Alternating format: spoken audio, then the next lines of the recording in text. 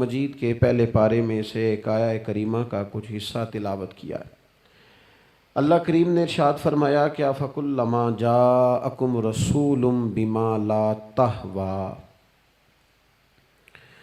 فرمایا تو کیا جب تمہارے پاس کوئی رسول وہ چیز لے کے آ جاتے ہیں جو تمہارے نفس کی خواہش نہیں، پیغمبر ایسی چیز تمہارے پاس لے آئے جن کو تمہاری خواہش، تمہارا نفس قبول نہیں کرتا، لا تہویٰ انفسکم مستکبرتم، جن کو تمہارا نفس قبول نہیں کرتا تو پھر تم تکبر کرتے ہو، تمہارے نفس پر وہ چیز گراں گزرتی ہے، تمہاری خواہش کے وہ چیز خلاف ہوتی ہے، تمہاری مرضی کے مخالف ہوتی ہے، پھر وہ تم اس سے تکبر کرتے ہو۔ فَفَرِيقًا كَذَّبْتُمْ، تو ایک گروہ ان میں سے انبیاء کو جھٹلاتا ہے، معاذ اللہ۔ ایک گروہ کیا کرتا ہے؟ نبیوں کو جھٹلاتا ہے، نبیوں کو، اور دوسرا اس سے بھی آگے بڑھ جاتا ہے،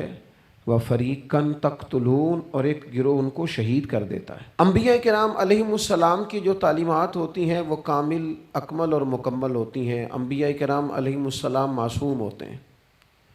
نبیوں میں معاذ اللہ نہ ظاہری طور پر کوئی نقص ہوتا ہے نہ باطنی طور پر نقص ہوتا ہے۔ اللہ تعالیٰ انبیاء کرام علیہم السلام کو بڑے قبیلوں میں پیدا فرماتا ہے، ان قبیلوں میں جو اس دور کے اندر لوگوں میں بڑی قدر کی نگاہ سے دیکھے جاتے ہیں، ان میں نبی آتے ہیں۔ انبیاء کرام کو اللہ تعالیٰ حسن و جمال دیتا ہے، قد و قامت دیتا ہے، ان کو اللہ تعالیٰ پر وجیح چہرے دیتا ہے، کامل تعلیمات دیتا ہے۔ اور سب سے بڑی بات یہ ہے کہ انبیاء معصوم ہوتے ہیں، ان کے اندر کوئی نفسانی خواہش ہی نہیں ہوتی، نبی کوئی خطا کرتے ہی نہیں۔ کامل، مکمل، اکمل تعلیم نبی لے کے آتے ہیں، لیکن اللہ کا قرآن کہتا ہے کہ جب وہ چیزیں تمہاری نفس کی خواہش کے خلاف ہوتی ہیں، چیزیں بالکل مکمل ہیں، کامل ہیں، اکمل ہیں، نبی معصوم ہیں۔ عام آدمی اگر کوئی بات کرتا ہے تو اس کی بات میں نقص رہ جاتا ہے، کمزوری رہ جاتی ہے، کسی دانشور سے، کسی شاعر سے، کسی ادیب سے، کسی آپ جس نے اپنی دانش بینش کے حساب سے کوئی بات کی ہے، آپ اگر اس سے کوئی تربیت لیتے ہیں تو اس کی بات میں کمزوری رہ جائے گی، عام آدمی ہے۔ انبیاء کرام علیہم السلام کی تعلیمات جو ہوتی ہیں وہ ذاتی نہیں ہوتی، وہ وحی الہی کے ساتھ ہوتی ہیں، ان میں کمزوری کوئی نہیں ہوتی، نقص کوئی نہیں ہوتا۔ انبیاء کرام علیہم السلام خوبصورت ہوتے ہیں، نورانی ہوتے ہیں، یعنی کسی بندے نے معاذ اللہ ان سے کوئی ایسی چیز نہیں دیکھی ہوتی جس سے کہ قباحت پیدا ہو، نقص پیدا ہو۔ انسان دور ہٹے، انہیں اللہ تعالیٰ ظاہری، باطنی، معنوی حسن دے کے دنیا میں بھیجتا ہے، کیوں نہیں لوگ مانتے؟ 950 سال حضرت نوح علیہ السلام نے تبلیغ فرمائی، اور میرے بھائی 1.5 دن میں بندہ تھک جاتا ہے، اکتا جاتا ہے، ہف جاتا ہے، عام آدمی کی بات کر رہا ہوں۔ 950 سال تبلیغ کی، اور تبلیغ کرنے والا بندہ کامل ہے، مکمل ہے، اکمل ہے، درد مند ہے، سونا ہے، نہیں مان رہے لوگ۔ کیوں؟ قرآن کہتا ہے اس کی وجہ یہ ہے کہ چیزیں وہ ہیں جو ان کے نفس کی خواہش کے خلاف ہیں، جو یہ ان کے نفس کی اور باطنی جو خواہشات ہیں ان کے مخالف ہیں، نہیں مانتے۔ حضرت موسیٰ کلیم علیہ السلام بنی اسرائیل کو نجات دینے کے لیے آئے تھے، راحت دینے کے لیے تشریف لائے تھے، لیکن آپ ان کے مطالبات دیکھیں کس قدر تکلیف دی۔ کبھی کہتے تھے نہیں مانتے جب تک اللہ کو اعلانیہ نہ دیکھ لیں، کبھی وہ کوئی مطالبہ لے کے آ جاتے، کبھی وہ پانی کا مطالبہ کرتے اور کہتے 12 چشمے الگ الگ چاہیے، کبھی وہ من و سلوہ کا مطالبہ کرتے، کبھی کہتے من و سلوہ تو آتا ہے پر ایک جیسا کھانا ہے، ہمیں تو الگ الگ چاہیے، وہ اجناس چاہیے جو زمین سے اگنی ہے۔ حضرت موسیٰ خوبصورت تھے، نورانی تھے، پروجی تھے، اور کمال یہ ہے کہ رب کے اتنے پیارے ہیں جن سے رب کلام فرماتا ہے، لیکن قوم ہے کہ تسلیم کرنے کو تیار نہیں، ماننے کو تیار نہیں۔ فقط اتنی بات ہے کہ وہ تعلیمات وہ ہیں جو ان کے نفس کی خواہش کے خلاف ہیں، اور ذرا سا انہیں موقع ملا، حضرت موسیٰ علیہ السلام 40 دنوں کے لیے کوہ طور پہ تشریف لے گئے تو پیچھے سے ایک بچڑے کی پوجا شروع کر دی۔ جناب کلیم واپس آئے تو پھر طرح طرح کی ہیلے بازیاں، حضرت یوسف علیہ السلام کا تو حسن مشہور ہے نا ساری دنیا میں، دنیا جانتی ہے نا کتنے سونے تھے، تو کیا اتنا خوبصورت آدمی بھی کنویں میں ڈال دیا جاتا ہے؟ کیا اتنا حسین آدمی بھی بازار میں بیچ دیا جاتا ہے؟ کیا اس قدر شخص جو ظاہری باطنی طور پر نورانی ہو، اس شخص پر بھی الزامات دھر کے جیل میں ڈال دیا جاتا ہے؟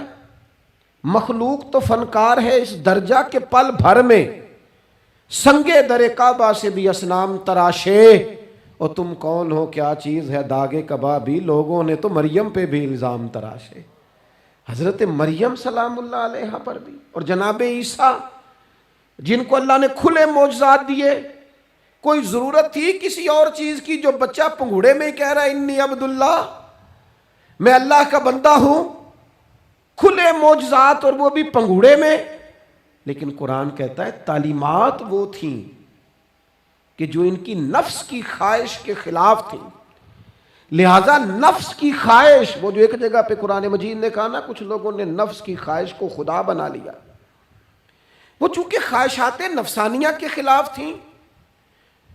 نتیجہ اس کا یہ نکلا کہ ان لوگوں نے پیغمبروں، رسولوں، انبیاء، اللہ کے محبوب بندوں کو جھٹلا دیا، یہاں تک کہ قتل کر دیا۔ حضرت زکریا علیہ السلام جیسے لوگوں پر آرے چلا دی، شہادتیں ہو گئی انبیاء کی۔ وجہ کیا تھی؟ نفس کی خواہش کے خلاف تعلیمات تھی انبیاء کی، نہیں تسلیم کیا۔ نبی اکرم نور مجسم شفیع معظم صلی اللہ تعالی علیہ وسلم کے نہ سارے معجزات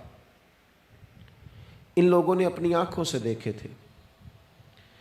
اور ایک دوسرے کے سامنے بیٹھ کے حضور کی تعریفیں کرتے تھے کہ میرا بھتیجا ہے، اس نے کبھی جھوٹ بولا ہو، ہے کبھی امانت میں خیانت کی ہو، ہے کبھی اس کے اندر کوئی نقص دیکھا ہو۔ وہ تعریفیں، وہ خوبصورتیاں، وہ رعنائیاں۔ لیکن جب حضور نے اعلان نبوت کیا نا، اب وہ جو خواہشات نفسانیہ تھی نا، وہ جو باطن کے اندر خواہشات مچلتی تھی، میں سردار ہوں، میرے ڈھیر سارے غلام ہونے چاہیے، میں کسی کو اپنا داماد قبول نہیں کرتا لہذا بیٹی کو زندہ دفن کروں گا، میں یہ کیسے قبول کر لوں کہ غریب آدمی میرے برابر میں آ کے بیٹھ جائے، برادری کی اونچ نیچ کیسے چھوڑ دوں۔